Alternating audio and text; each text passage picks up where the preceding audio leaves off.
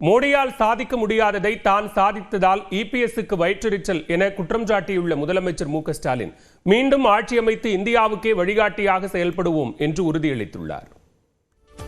சென்னையை அடுத்த தாம்பரத்தில் 110 கோடி ரூபாய் மதிப்பில் கட்டப்பட்ட மாவட்ட அரசு தலைமை மருத்துவமனை கட்டடத்தை முதலமைச்சர் மு க ஸ்டாலின் திறந்து வைத்தார். இதேபோன்று 1,90,00,000 ரூபாய் மதிப்பில் ஒருங்கிணைந்த பொது சுகாதார ஆய்வு கட்டடம் மற்றும் 3 நகர்ப்புற துணை சுகாதார நிலையங்களையும் முதலமைச்சர் மு க ஸ்டாலின் மக்கள் பயன்பாட்டிற்கு கொண்டு வந்தார். தலைமை மருத்துவமனையினை திறந்து வைத்து சிறப்பிக்கிறார்கள் மாண்புமிகு முதலமைச்சர் அவர்கள்.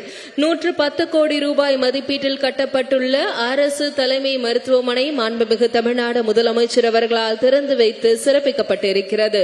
இதனைத் தொடர்ந்து பல்லாவரத்தில் வருவாய் மற்றும் பேரிடர் மேலாண்மை துறை சார்பில் பயனாளிகளுக்கு வீட்டுமனை பட்டாக்களை முதலமைச்சர் வழங்கினார். இந்த நிகழ்ச்சியில் பேசிய அவர் நிலம்தான் அதிகாரம் என்று கூறினார். திமுக ஆட்சி அமைந்தது முதல் தற்போது வரை 17,74,561 பேருக்கு பட்டா வழங்கப்பட்டிருப்பதாக முதலமைச்சர் தெரிவித்தார். தொடர்ந்து பேசிய அவர் பொருளாதார வளர்ச்சியில் மோடியால் சாதிக்க முடியாததை தாம் சாதிப்பதால் எடப்பாடி பழனிசாமிக்கு வயிற்றெரிச்சல் ஏற்பட்டிருப்பதாக விமர்சித்தார். இந்திய அளவில் பிரதமர் மோடியால சாதிக்க முடியாததை மற்ற மாநிலத்தில் இருக்கக்கூடிய முதலமைச்சர் சாதிக்க முடியாததை இந்த முத்துவேல் கருணாநிதி ஸ்டாலின் சாதிச்சிட்டு இருக்கிறான, இதுதான் அவங்க வைத்திருச்சலுக்கு காரணம். மீண்டும் திமுக ஆட்சி அமைத்து இந்தியாவுக்கே வழிகாட்டியாக செயல்படுவோம் என்றும் முதலமைச்சர் உறுதியளித்துள்ளார். நீங்க கூட்டணி வச்சிருக்கிற ஒன்றிய அரசால கூட மறுக்க முடியாத அளவுக்கு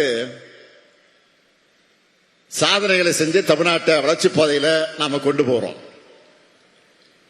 இது மட்டுமல்ல, திராவிட மாடல் 2.0 இன்னும் வேகமா இன்னும் அதிகமான வளர்ச்சியை ஏற்படுத்துவோம்.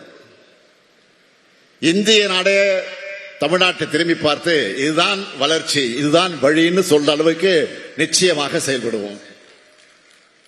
அதை நீங்க எதிர்க்கட்சியில அந்த வரிசையில் உட்கார்ந்து பார்க்கத்தான் போறீங்க. கடந்த 10 ஆண்டுகளாக பின்னோக்கி சென்ற தமிழ்நாட்டை 4 ஆண்டுகளில் திமுக அரசு மீட்டெடுத்திருப்பதாகவும் முதலமைச்சர் கூறினார்.